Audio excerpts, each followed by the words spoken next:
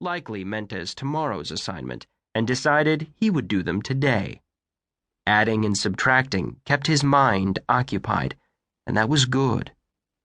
Lost in his schoolwork, he almost did not notice when the voices of the nuns subsided, but then the momentary silence was broken by the deep, reassuring sound of the church bells, and he knew the Mass had ended. Rising from his chair, he set down his pencil and went to the window to watch the sisters of San Domenico file out, filled with whatever private grace infused them during the Mass said for them each Saturday morning. The nuns emerged in a peaceful stream of black habits and white wimples, of dangling crosses and rosaries wound about fingers, of kindly smiles to one another and conversations barely above a whisper. Sebastiano blinked in surprise when he noticed a break in the parade of sisters.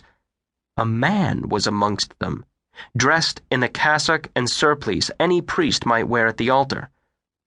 Of course, it was no surprise that a priest might be amongst the nuns, for wasn't a priest necessary for any Mass?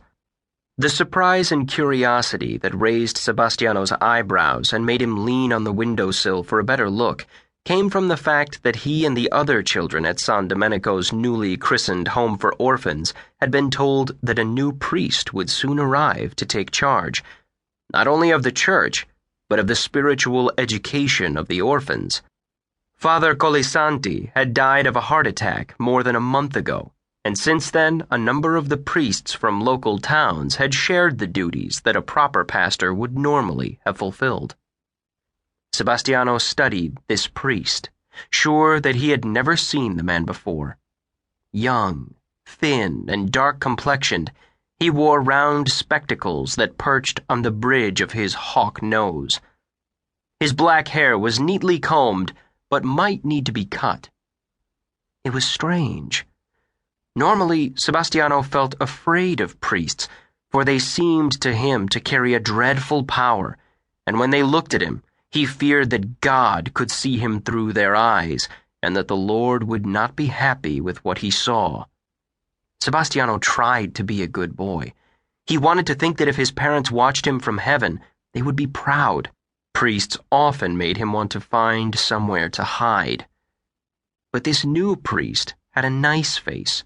Sebastiano could see even from this distance that he smiled warmly at Sister Teresa as the two walked the path between the church and the orphanage together. The priest seemed comfortable, as if he felt at home. "What do you think, Pagliaccio?" the boy asked. He pulled his gaze from the open window and turned toward the small shelf above his tiny desk, where Pagliaccio lay sprawled on its side, bright red yarn hair dangling over the edge of the shelf along with its arms. Sebastiano frowned and hurried over to rearrange the puppet into a sitting position, arms crossed in its lap. "One of them moved you," the boy thought. The boys who shared his room knew that Pagliaccio was his, and they weren't to touch it. Sister Veronica had warned them after the last time, but apparently one of the other boys had ignored the warning. "Probably Giovanni." He always seemed determined to do precisely the opposite of what the sister told him. Sebastiano made a tutting noise, fussing with the puppet, but unable to arrange it into a position that satisfied him. He picked up Pagliaccio instead and slipped his hand inside the wool sheath of the puppet's body, animating the arms and the head, making its face turn toward him as if responding to his presence. Sebastiano smiled. "That's better, isn't it?" he said.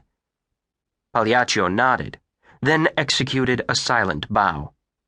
Sister Teresa had helped him with the sewing, but he had painted the clown face onto the puppet by himself. The nose seemed too red to him and maybe too large, but mostly he loved Pagliaccio. Now that he had the puppet in hand, his thoughts went back to the young priest, with his beak of a nose and long, skinny arms and legs that added to his bird-like appearance. Sebastiano took the puppet back to the window and bent to peek outside again. He was disappointed to see that most of the nuns had already vanished back to whatever duties awaited them, and the priest